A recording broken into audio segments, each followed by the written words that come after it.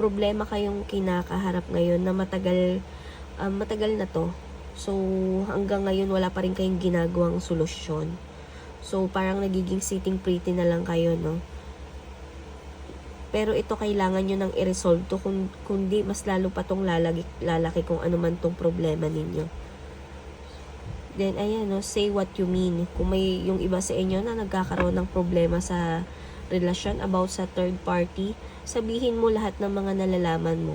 Huwag kang magbulag-bulagan, huwag kang magbingi-bingihan dahil kung ito tolerate mo yung mali, lalo na sa pagtrato sa'yo, alam mo, talagang aabusuhin ka nito. So, tignan pa natin, earth signs.